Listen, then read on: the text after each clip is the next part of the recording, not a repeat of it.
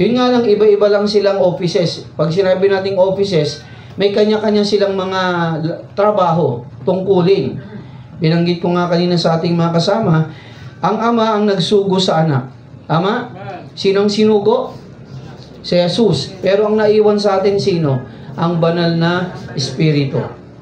Nakuha niyo mga kapatid. Kaya sabi ng Panginoon sa verse 20, hindi ko kayo iiwan bagkus ako'y pasa sa inyo hanggang sa katapusan ng sanlibutan, dahil ang banal na Espiritu ay naghahari sa ating mga puso. Okay, sinabi ni Jesus sa kanya o sa kanila, ang kausap dito ng ating Panginoon walang iba kundi ang simbahan sa Jerusalem. Nung si Jesus pagkatapos siyang mamatay, pag 3 araw, 3 gabi, nabuhay siyang muli, tinawag niya yung kanyang mga alagad. At sila po ay pumunta ron sa bundok ng Zion, sa Mount Olivet. At doon nagpaalam sa kanila si Jesus. At itong mga talatang itong iniwan sa kanila. Okay, anong sabi ng Panginoon sa kanila? Sa verse 19, "Go ye therefore and teach all nations, baptizing them in the name of the Father and of the Son and of the Holy Ghost." Sabi diyan sa kanila, humayo nga kayo at turuan ang lahat ng bansa. Anong ituturo sa kanila? Walang iba kundi yung ebanghelyo ng kaligtasan. Amen? Na si Kristo ang tagapagligtas, na ang tao ay magsisi, ang tao ay magbalik loob sa Diyos. So ituturo to sa lahat ng mga bansa. Abay, pasalamat tayo, nangamatay man yung mga apostoles, pero ang salita ng Diyos mga kapatid ay nagpatuloy pa rin. Amen? Pasalamat tayo nung panahon nila, hindi pa kumpleto ang Biblia na isulat sa papel. Sapagat nung panahon ito, actually bago ito, nasulat ito sa bato. Nung panahon ni Moses, yung iba naman nasulat sa clay tablets. Yung iba naman nasulat sa scroll, yung balat ng hayop na may kahoy sa dulot-dulo na binubuksan ng ganyan, scroll. Sumunod, nung nadiskubre ang papel, sa pamagitan ng halamang papyrus reed, ayun, may papel na. At pasalamat tayo mga kapatid, we have the complete copies of the Bible. Yung meron tayo ngayon mga kapatid. At ang sabi ng Panginoon sa kanila, humayo kayo. So ang tinuturuan ditong humayo, walang iba kundi ang buong simbahan. Hindi lang yung 12 apostoles, hindi lang yung 120 disciples ng ating Panginoon, kundi sabi rito, ang kanyang simbahan ay kanyang pinapahayo. Mga kapatid, kapag ang paghayo ay hindi ginagawa ng simbahan, mamamatay ang simbahan. Kasi ito yung buhay natin eh. Yung pagbabahagi ng salita ng Diyos, mga kapatid, kagaya po nito, at pagbabahagi natin ng salita ng Diyos sa labas, yun yung buhay natin eh.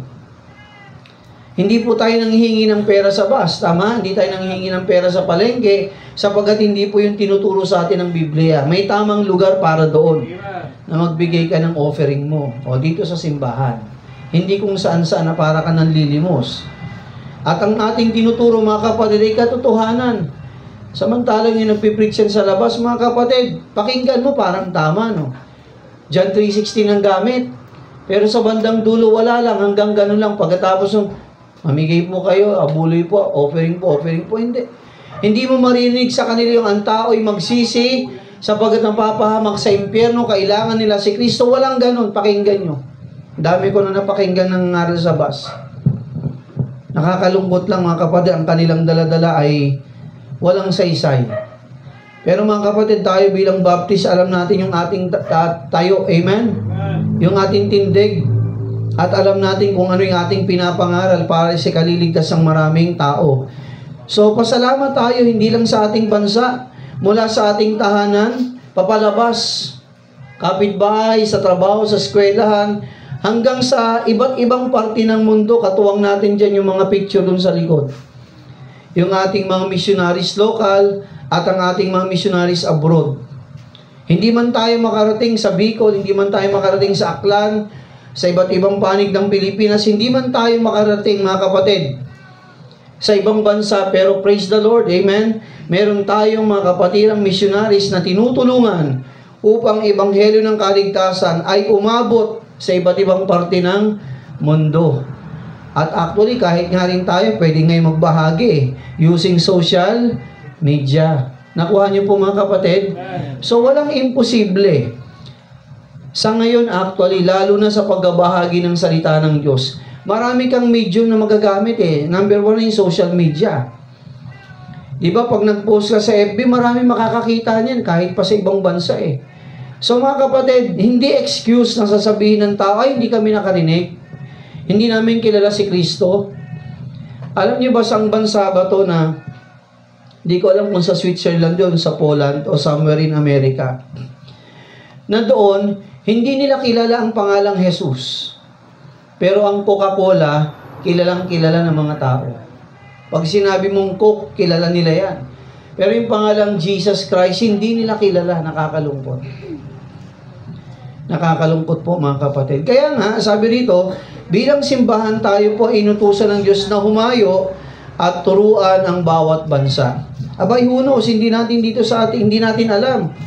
Ako'y naniniwala bilang simbahan, dapat tayong manganak.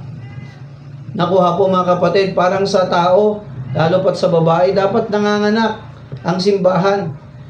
Abay, kung may tatawagan dito sa atin maging missionary, o sabihin natin magsimula ng gawain sa lugar, abay, hindi ko hadlangan. Mabuti yun para sa akin, at mabuti yun para sa atin. Ibig sabihin, hindi tayo baog. Nakuha niyo mga kapatid? Napakagandang makita sa isang simbahan na ito'y nanganganak ng iba't ibang gawain sa iba't ibang lugar. Isa po dyan sa kinakahangaan ko dito sa Cavite yung gawain ni Pastor Vic Julian. Alam mo ang kanilang motto, ang kanilang motibo, ang Cavite gawing Baptist community. Lahat ng province sa Cavite, mga kapatid, meron silang gawain. At kung hindi ko nagkakamali mga kapatid, mula kay Pastor Vic Julian, yung Grace Baptist Church sa Dasma, meron na sila ngayong 20 plus Amazing Grace Bible Baptist Church sa Dasma. Meron na silang 20 plus na mga gawain sa iba't ibang probinsya ng Cavite. Praise the Lord. Ang Lighthouse, meron tayong ilan nga lang. Meron tayo dito sa Bacoor. Meron tayo naging gawain din dito sa Bacoor nga, sa Silang, meron din tayo yung Lighthouse. Meron dito sa Tagaytay. Meron din dati sa Carmona, meron pa sa Cebu, hindi ko pa alam yung iba eh. Galing lang po yun sa Lighthouse Dasma. Paano yung Lighthouse sa Talunpa? Buong Pilipinas, mga kapatid, kahit sa ibang bansa, maraming lighthouses. Mga kapatid, nais ng Diyos na tayo po'y humayo. Nais ng Diyos na patuloy po nating ibahagi ang ebanghelyo ng kaligtasan na si Kristo'y nagliligtas, ang tao'y makasalanan, mapapahamak sa impyerno, si Kristo ang pag-asa ng tao. Nakuha niyo mga kapatid, ang daming tao ngayong problemado, sa totoo lang. Maraming tao po ngayon, kumbaga, pag titingnan mo ang muka, yung mukhang 40, mukha ng 70. Bakit, Pastor? Tambak ng problema eh. Para bang walang pag-asa sa buhay? Bakit, Pastor? Ang tanong ko mga kapatid, nakilala ba nila si Kristo? Ayaw mo nang muna baka uwiwi siya. Okay mga kapatid, no? Kapag ang tao'y wala kay Kristo, tingnan mo mukha, bagsak yan, lugmok yan mga kapatid. Para bang wala kang pag-asa makikita sa mukha nila. Pero sa ating mga Kristiyano makinig po, nasa atin ang pag-asa. Tinanggap natin ang pag-asa ngayon, walang iba kundi si Kristo. Kaya mga kapatid, sabi rito ni Kristo, tayo po'y humayo. At pagkatapos nating ibahagi ang salita ng Diyos, ang ebanghelyo ng kaligtasan sa mga tao, anong susunod? Baptizing them sa wikang Tagalog at sila inyong bautismuhan. So itong mga taong sumampalataya kay Kristo, mga tumanggap kay Kristo, hindi lamang po natatapos doon na tayo po'y magbahagi ng salita ng Diyos. Ito mga taga-Bliss. Naabot natin sila ng salita ng Diyos, di ba? Mga mahal natin sa buhay at mga kaibigan. Pagkatapos ng mga kapatid, hindi lang doon titigil tayo. Tuturuan natin sila mga kapatid na sundin nila ang Panginoon sa tubig ng bautismo gaya ng pinag-uutos ng ating Panginoon. Okay, sumunod. Sapagkat sabi diyan, ang tubig ng bautismo, ito ay unang utos sa atin ng Diyos bilang mga sumampalataya sa Kanya. Makinig po mga kapatid.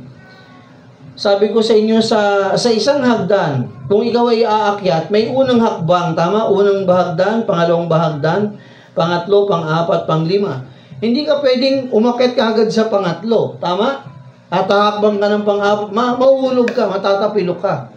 Mga kapatid, ang tubig ng bautismo, sa mga tunay na sumampalataya kay Kristo, ito yung unang utos sa iyo ng Diyos na dapat mong gawin. Kasi, ito po yan mga kapatid, ang hirap sumunod kapag pangalawa kaagad ang tinapakan mo. Nakuha niyo mga kapatid? Dapat sa una pa lang sumunod ka na kasi mas madaling sumunod sa pangalawa, pangatlo, pang-apat kapag yung una sinunod mo. Nakuha po mga kapatid. At hindi po ako ang may utos na ikaw bautismuhan. Walang iba kundi ang ating Panginoong Jesus. Nakuha po? Kaya kung ikaw ay sumampalataya na kay Kristo, kung kayo po'y sumampalataya na kay Kristo, makinig. Alam mo nang save ka, tinanggap mo na si Kristo sa buhay mo, ang tubig ng bautismo sundin mo. Nakuha po? Yan ang sabi ng Bible bautismohan sila, binanggit dito yung tatlong pangalan. Sa pangalan ng, in the name of the Father, and of the Son, and of the Holy Ghost. Hindi diyan binanggit sa pangalan lang ng Ama. Hindi lang diyan binanggit sa pangalan lang ng Anak. Puro capital letter yan. Yung Father, capital hindi. F. Yung Son, capital hindi. Yung Holy Ghost, capital hindi. Mga kapatid, yan ang ating Diyos na hayag sa tatlong persona. Ganon sila kahalaga sa buhay natin. Bautismuhan sa ngalan ng Ama, ng Anak o ni Jesus at ng banal na Espiritu.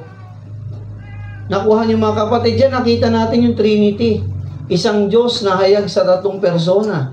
Ang Ama, ang Anak at ang banal na Espiritu. Okay, sumunod sa verse 20. Sabi dyan, hindi lang natatapos sa sila'y bautismuhan, pagkatapos ang sila'y bautismuhan, tuturuan pa natin sila ng mga kalooban ng Diyos sa ating buhay. Sabi diyan sa verse 20, teaching them to observe all things whatsoever I have commanded you, and lo, I am with you always, even unto the end of the world. Amen. So pagkatapos silang sumunod sa tubig ng bautismo, sabi diyan, turuan pa sila ng mga bagay-bagay na dapat nilang sundin. Saan natin yun makikita? Walang iba kundi sa salita ng Diyos. Nakuha niyo mga kapatid? At saan ba tinuturo ang salita ng Diyos? Number 1, sa kanyang bahay, sambahan. Amen? Kaya napakahalaga mga kapatid na tayo po'y bumalik, dumalo, pumunta sa bahay, sambahan. Sapagkat mga kapatid, dito po tinuturo ang mga kalooban ng Diyos sa atin. Lalo na sa atin bilang isang simbahan. Ang hirap kasi magturo ng iisa-isahin ko kayo, di ba? Bahay-bahay. Ang hirap Buti kung marami kaming katawan. Ang pastor, hindi pwede. Kaya nga pasalamat tayo, meron tayong isang pinagtitipunang lugar para ituro ang salita ng Diyos sa atin. Amen? At lahat tayo po ay matuto. Nakuha niyo mga kapatid? So, turuan sila ng mga bagay-bagay na inutos sa atin ng Diyos at sabi ng Panginoon, and lo, pag sinabi natin, and lo, behold, kaya nga, ako ay isa sa inyo hanggang sa katapusan ng sanlibutan. Mga kapatid, hindi tayo pababayaan ng Diyos. Tandaan natin to, hindi tayo exempted sa bagyo sa buhay. Nakuha po mga kapatid, hindi tayo exempted sa baha, kulog, kidlat, sakuna, sakit, karamdaman. Hindi tayo exempted doon. Pero ang kagandahan, kasama mong Panginoon. Amen? Kasama natin ang Diyos, hindi tayo pababayaan o iiwan man ng ating Panginoon. Kalungkot pag wala ka sa Diyos. Amen? Kalungkot pag hindi mo kilala si Kristo. Hindi ka rin niya kilala Sapagat ang tupa ng Diyos, sabi sa John 28:27, kilala niya. Tama? Alam ko, kilala ko sila, kilala nila ang boses ko at sila'y sumusunod sa akin. Mga kapatid, masarap na nasa Panginoon tayo. At ang kagandahan, pag nasa Panginoon ka, ang buhay hindi na lagi nasa baba. Nakuha niyo mga kapatid. Ang Kristiyanong masunurin, hindi yan laging hirap. Ikaw ba'y matutuwa ka ba? Sinong magulang matutuwa? Gusto mong anak mo nandun lagi sa lugmok ng kahirapan. Sinong magulang ang gusto ng ganun? Makita niya, simula ng pinanganak, ang anak niya, hanggang tumanda, nandun sa hirap ng buhay. Sinong magulang gusto? Wala, di ba? Mga kapatid, ang Diyos din ganun. Nais lang ng mga kapatid, manatili tayo sa Kanya. At ang buhay ng Kristiyanong matapat, mga kapatid, hindi pa baba. Hello? Hindi rin paikot. Ang tunay na buhay ng Kristiyano, mga kapatid, na lumalakad sa kalooban ng Diyos, mga kapatid, paakyat. Amen? Hello? Paakyat po. Hindi mananatiling nandyan sa lugmok ng kahirapan. At hindi mananatili sa laging problema. Ang Diyos kasama niya. Kasama natin ang Diyos. At ang Diyos, mga kapatid, nais ng Diyos tayo ay umangat sa buhay. Una, spiritually. Pangalawa, sa kabuhayan, mga kapatid. Sapagkat ayaw ng Diyos na makita niyang kanyang mga anak naghihirap. Kahit ang ating simbahan, mga kapatid, nagsimula tayo sa humble beginning. Pero mga kapatid, walang simbahan na nagpatuloy na natiling ganun. Basta sumusunod sa kalooban ng Diyos, mga kapatid. Tayo'y kanyang pagpapalain. Manatili lang tayo sa Kanya. At tayo po ay sumunod ng matapat sa Panginoon.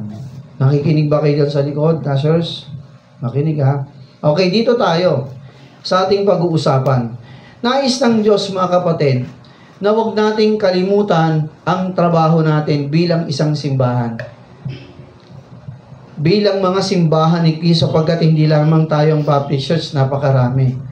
Nais ng Diyos, mga kapatid, tayo po ay magbunga ng buhay. Okay, sabi sa Proverbs 11:30, basahin po natin ito. Ready? Read.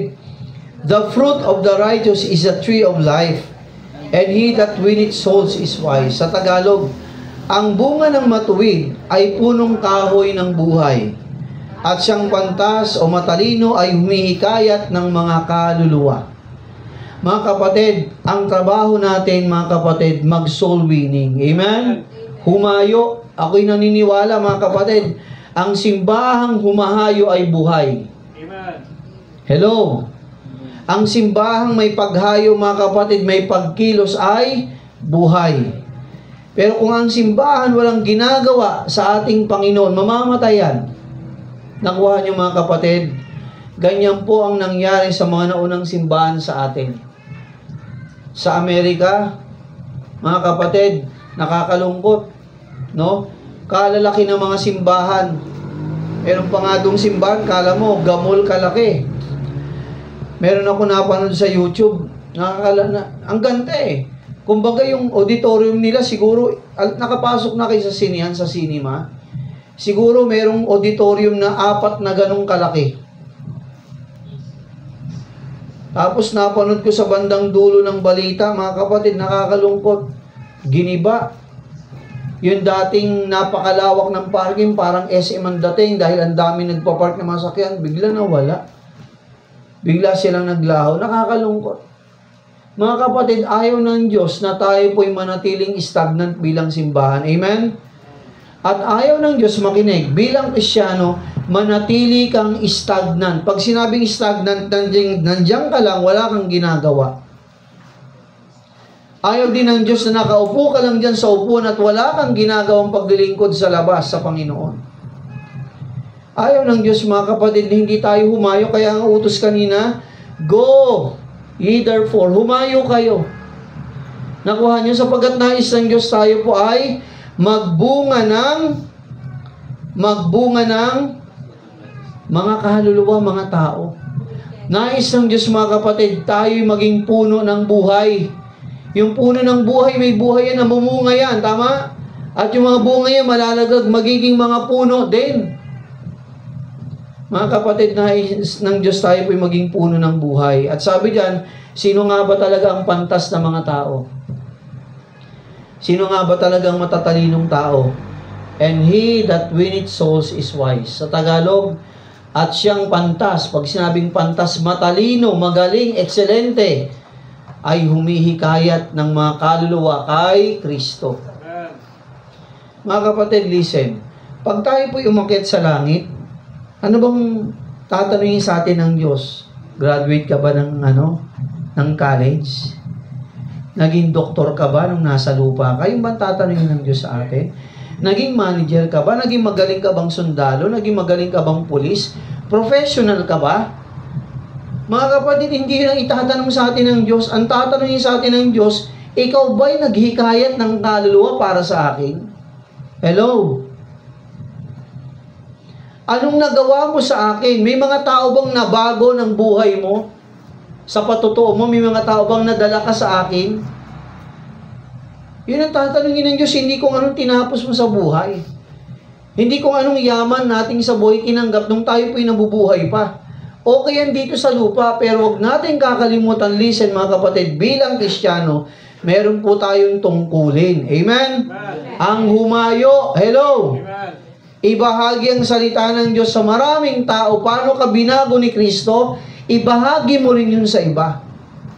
Nakuha niyo mga kapatid? Amen.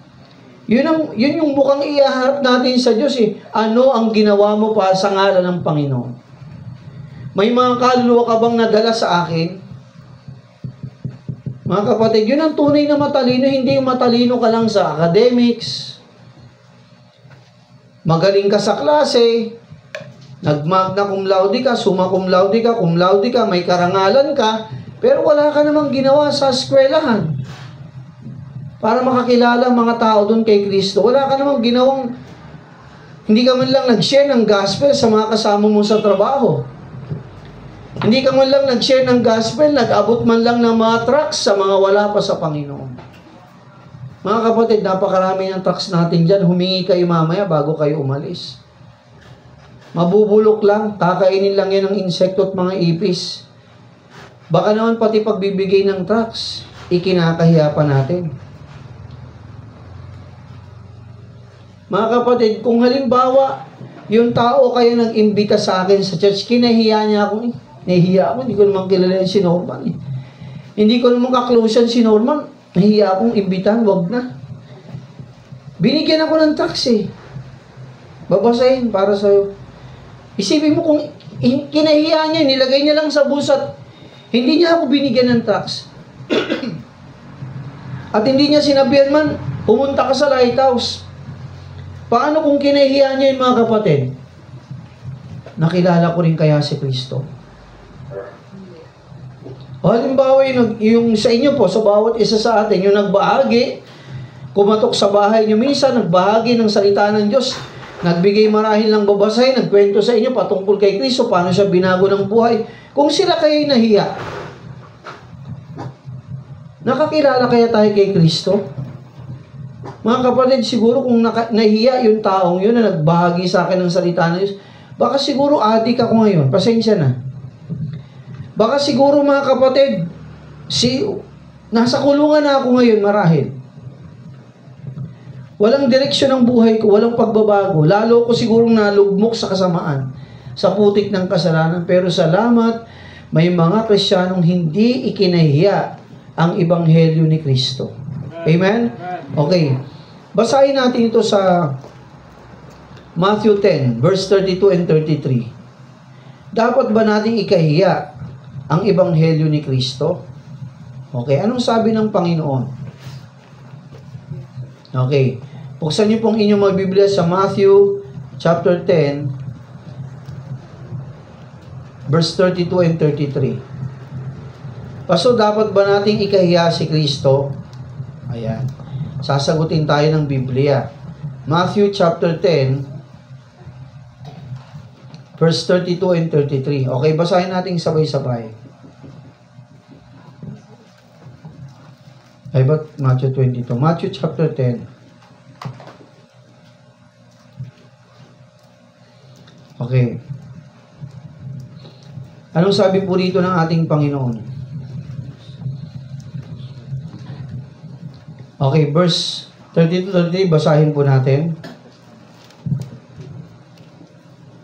Okay, sabi diyan, whosoever therefore shall confess me before men, him will I confess also before my Father which is in heaven. So, wikang Tagalog. Kaya't ang bawat kumikilala o magpapakilala sa akin sa harapan ng mga tao, ay kikilalanin ko rin naman sila sa harap ng aking Ama na nasa langit. Verse 33. But whosoever shall deny me before men, him will I also deny before my Father which is in heaven. Sa wikang Tagalog, datapwat, sino mang sa akin magkaila o magkahiya sa harapan ng mga tao, ay ikakaila o ikakahiya ko naman siya sa harap ng aking Ama na nasa langit. Nakikinig po ba kayo? Gising pa ba? Mga kapatid, ang ipakilala mo si Kristo sa harapan ng mga tao, kung paano kanya niligtas, kung paano ang Diyos binago ang buhay mo, mga kapatid. Pag humarap tayo sa Panginoon, ano sabi ng Panginoon ni Jesus? Ipapakilala ko rin kayo sa aking Ama na nasa langit. Subalit, kung ikakahiya mo ako, ano sabi ni Jesus? Sa harapan ng mga tao, ikakahiya ko rin kayo sa aking Ama na nasa langit. O mga estudyante, kung kayo ay Kristiyano, kayo ay tumanggap na kay Kristo, ibahagi mo si Jesus sa mga kaibigan mo. Amen. Huwag kang sasama sa inuman nila. Okay silang maging kaibigan mo, pero yung ginagawa nilang mali, hindi mo dapat gawin. Amen? Dapat tumayo ka, dapat maging matigas ka. Oo, kaibigan mo sila. Ibahagi mo sa kanilang pag-ibig ng Diyos, pero yung gawa nilang masama, hindi ka dapat sumama. Nakuha niyo mga kapatid? Aba, ipakilala natin si Kristo sa kanilang mga adults. Tayo po, mga tatay, nanay. Tayo pong may mga edad na. Aba, hindi dahilan ng ating edad. Amen? Para hindi ka magpakilala sa mga tao na Kristiyano ka, para ipigilan mo yung sarili, ibahagi yung salita ng Diyos sa iba. Mga kapatid, hindi po dahilan yun. Yung videong pinakita ko sa inyo last week, wala nga lang kasing audio. Hindi ko alam, baka na-delete ko yung may audio nun. Pero isipin mo, 70 plus ang sipag magbahagi ng salita ng Diyos. 70 na yun, si tatay, mag-asawa sila. Yung bahay nila, pinapagamit sa Bible studies, sa mga bata, sa mga dalaga at binata, kahit sa matatanda, pinapakain pa nila bawat dumadalo. Ay, nakakatuwa yun, mga kapatid. Sa ngalan ni Kristo, hindi sila nahihiya, tumutulong sila. Sabi ni Jesus, pag kinahiya mo ko sa mga tao, ikakahiya rin kita sa aking Ama na nasa langit. Isipin mo, pag namatay tayo, no? Dalawa lang pupuntahan ng tao. Tama, pag unsaved ka, baka nahihiya ka at hindi mo talaga magawa kasi baka unsaved ka. Baka hindi ka talaga ligtas. Kasi anong patotoo may babahagi mo sa ibang tao kung hindi mo naranasan yun? Nakuha niyo mga kapatid? Kung nahihiya ka, baka hindi ka talaga Kristiyano. Tsaka yung buhay mo kahiya-hiya, baka may tinatago ka. Kaya hindi ka makapagbahagi. Namumuhay ka sa kasalanan. Mga kapatid, ibahagi natin si Kristo sa maraming tao. Amen? At sabi ron, sinong matatalino? Yung mga nagbabahagi ng salita ng Diyos sa mga tao. Yun yung mga tunay na pantas. Hindi kung ano yung naabot mo sa mundong ito. Hanggang dito lang yan sa mundo. Ang pangmatagalan sa langit. Yung mga ginawa natin para kay Kristo. Okay, sumunod. Sabi diyan, no? The fruit of the righteous is a tree of life, and he that winneth souls is wise. Ang bunga ng matuwid ay punong kahoy ng buhay, at siyang pantas ay may kayat ng mga kaluluwa. Di ba, ang sarap isipin, sabihin natin, hindi na buto. Ako na, halimbawa ako, nakakilala kay Kristo, tama? Na-save, tumanggap kay Jesus. Nabahaginan ko si CJ. CJ, tumayo ka. Si CJ, nasirang ko ng gospel. Tunay ding tumanggap kay Kristo, tama? Ilang buwan ang lumipas, natuto siya ng mga kalooban ng Diyos sa Biblia, kapwa na kami nagbabahagi. O CJ, tawag ka ng isa. O sabihin natin, nabahaginan mo, dalawa. O tawag ka, patayin mo yung dalawa. O sa akin, nabahaginan ko naman, sabihin natin, 3. O si Sir Tess, sa Allen, Bebe Ruth, tsaka si Bebe, tayo kayo. O sumunod na taon, ang nabahaginan ko naman, etong 4 na to, natuto, tunay na tumanggap, tayo kayo. Tunay na tumanggap kay Kristo, Ate Queen Bebe, tayo kayo. Tunay din silang tumanggap kay Kristo, nahubog na turuan ng salita ng Diyos, asan tinuro mo? Ayun.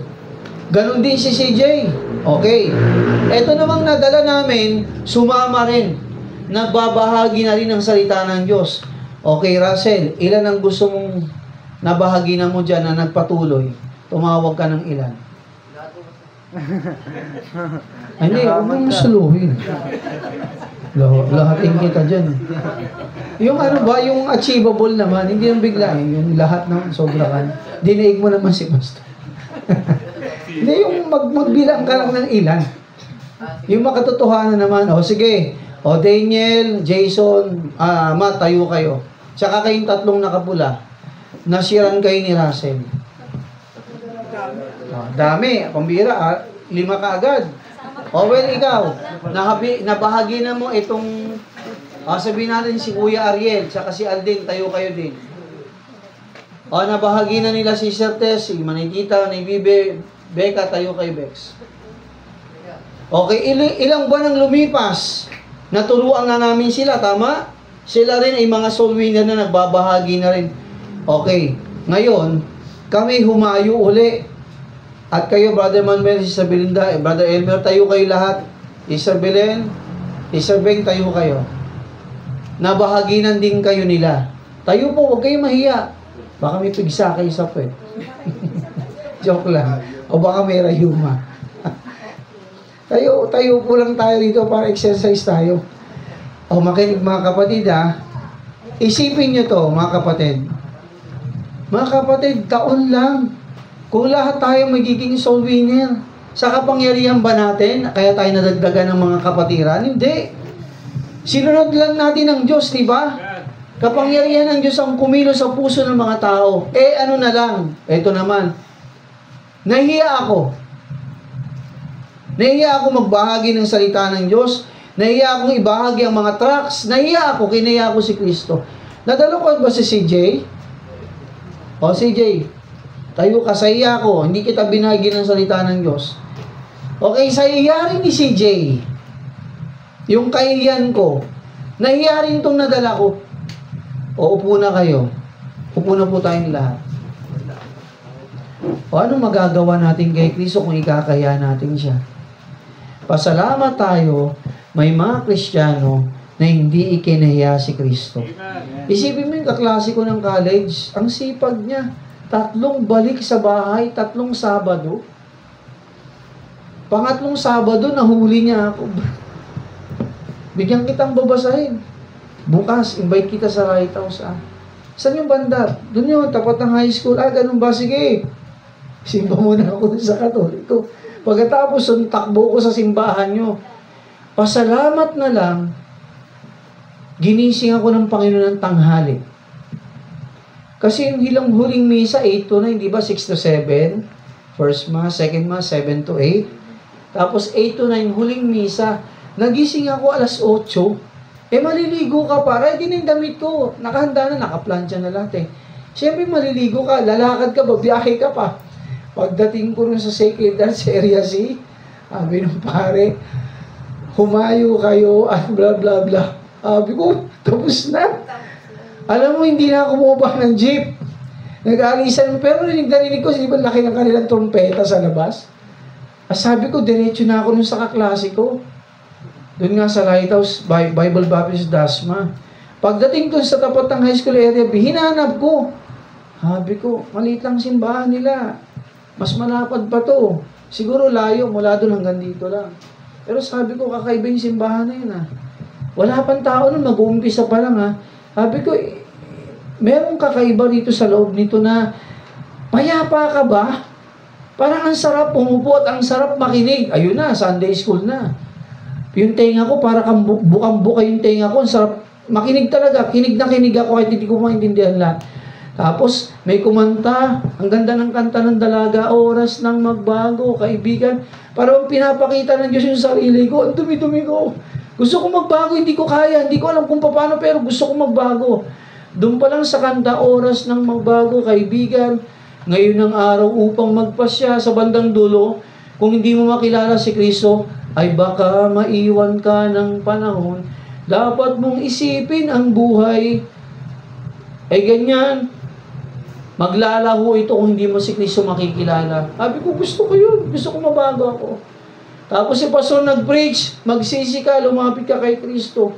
First time ko lang naman na nakita si Pastor Ramir eh.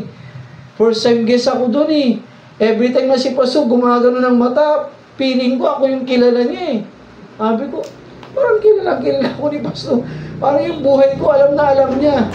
Ayun pala mga kapatid, kinakausap ka na ng banal na spirito.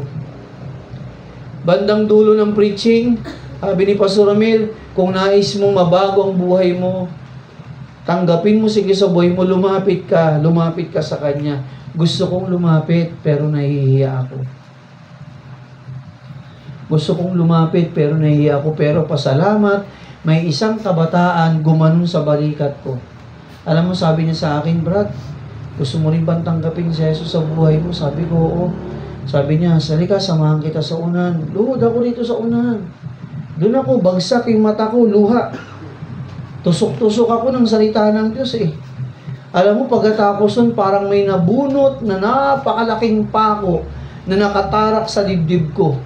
Pagkatapos mag-pray, para bang tinanggal siya ng Panginoon. Parang ang laya-laya ako, ang saya-saya ko. Sabi ko, babalik ako sa simbahan na yan. Hindi ko alintana, hindi ko titignan kung gaano kalaki, gaano kakanda. Ang sa akin yung salita ng Diyos.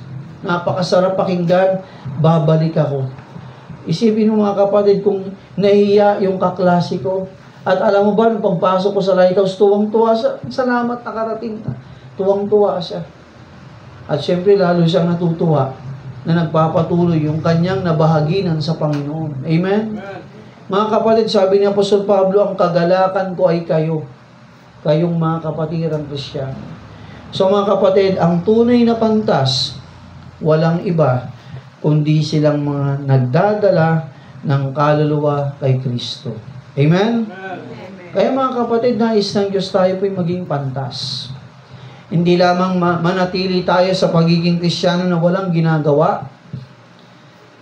Ang nais ng Diyos mga kapatid, isa ka rin sa nagbabahagi ng salita ng Panginoon para sa ikaliligtas ng iba.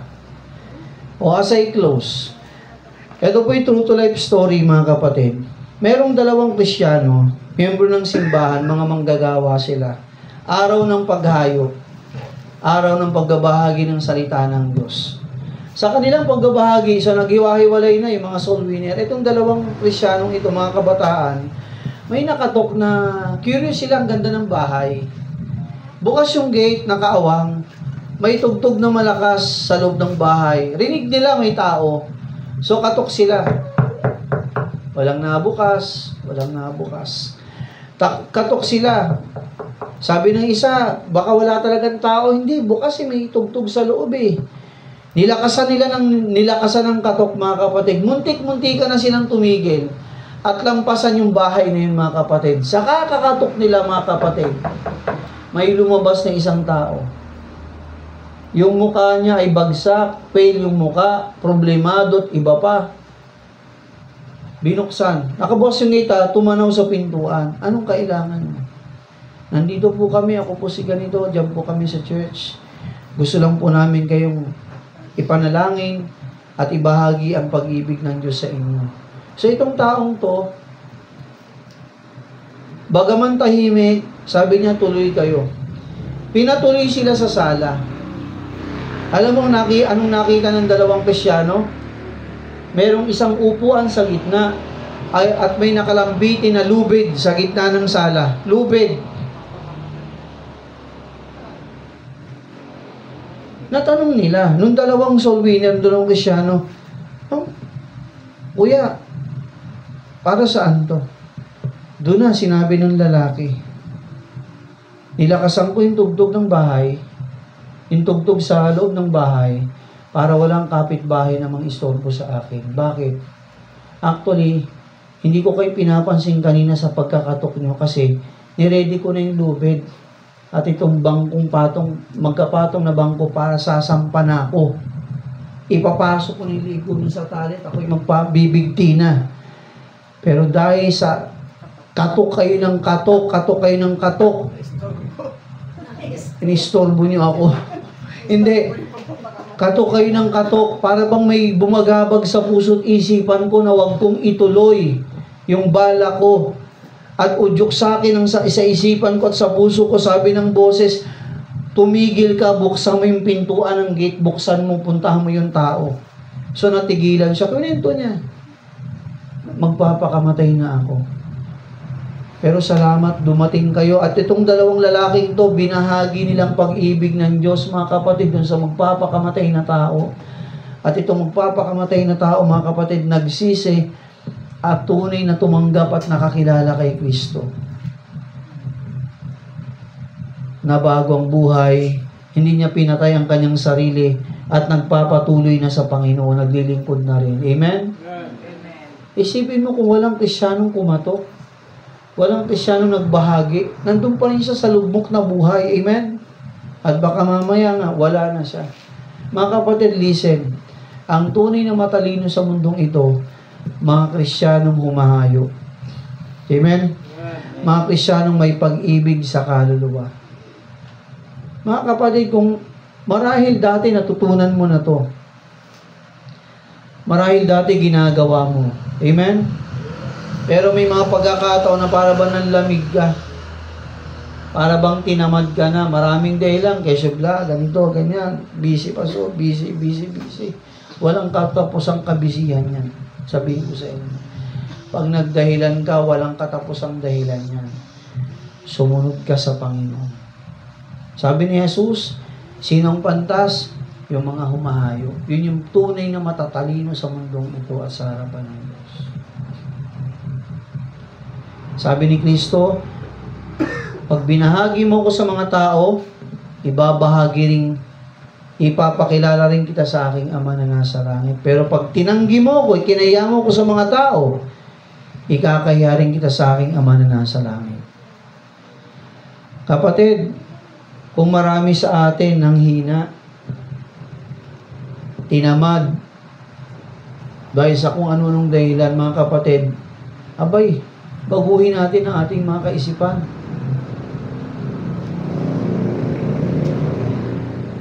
Yung mga kulto, dala-dala bulok ang sisipag nila.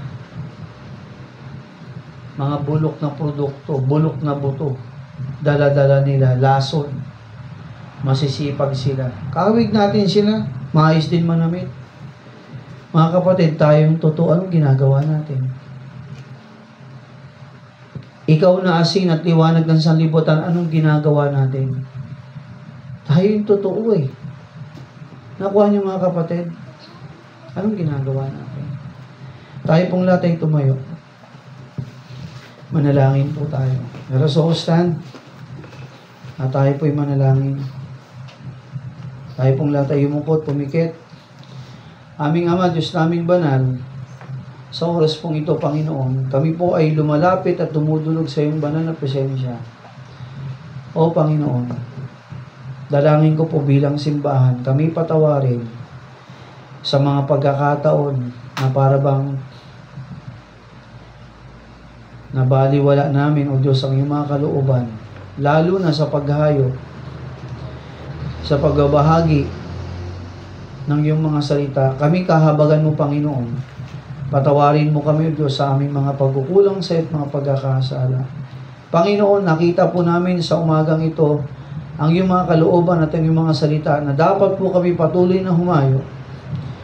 Patuloy po namin ibahagi, O Diyos, ang iyong mga salita sa maraming tao, lalo pa sa mga taong lugmok, sa mga taong problemado, sa mga taong gapi ng kasalanan at kamunduhan. O Panginoon, dalangin ko, ibalik niyo po sa amin ang init, ang pag-ibig sa mga kaluluwa. Panginoon, sa umaga pong ito, kausapin niyo po ang buhay ang puso ng iyong mga anak. Kausapin niyo po, Diyos, ang bawat isa sa amin. Makita po namin, Panginoon, ang mga pagkukulang namin sa inyong harapan. Dalangin ko, Panginoon, lumapit ang bawat isa sa iyo. Sa mga pagkukulang, humingi kami ng tawad. At muli, Panginoon, ibalik niyo po ang apoy sa aming mga puso, ang pag-ibig sa mga kaluluwa. Habang nakayukot, nakapikit ang bawat isa. Kapatid kong Kristyano, maraming tao ngayon, nandun pa rin sa lugmok ng kasalanan, sa pusali, lusak ng kasalanan. Marami pa rin taong baon sa problema, na tila bagang parang walang pag-asa. Mga kapatid, ang pag-asa natin si Kristo. Amen? Na minsan nating tinanggap. Ikaw at ako ay inutusan ng Diyos na maging pantas. Humayo. Habang nakayukot, nakipikit ang bawat isa. Kapatid kong Kristyano, dinan natin ang ating mga sarili. Ang paghayo ay inutos ng Diyos sa buong simbahan. Hindi lang sa ilan, kundi sa ating lahat. Kapatid, anong ginagawa mo? When was the last time you shared the gospel to the lost? When was the last time you give someone a piece of tract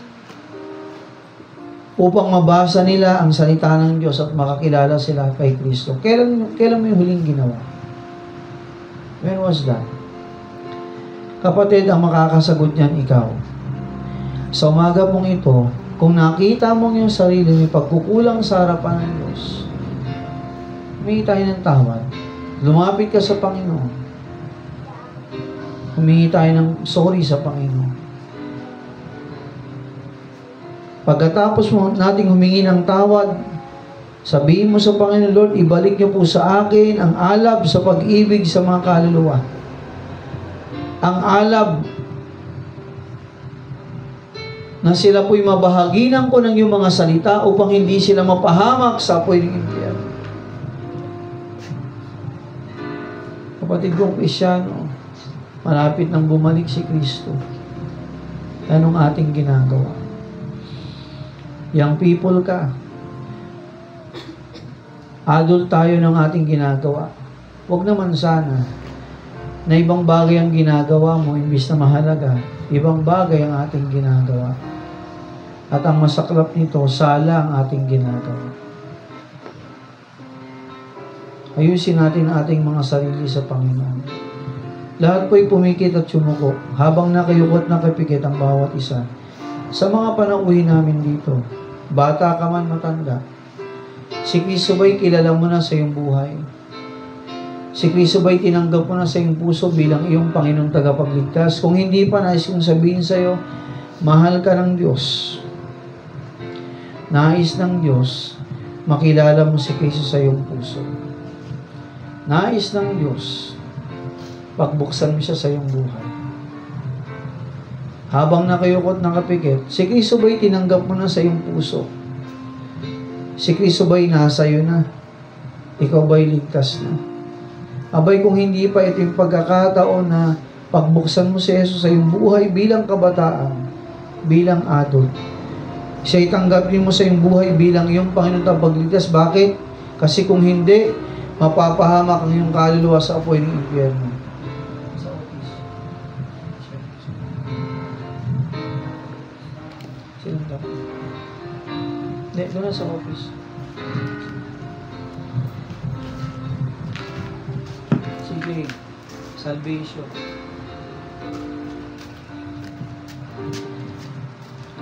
Mga kapatid, yun ang ating trabaho bilang Kristyano.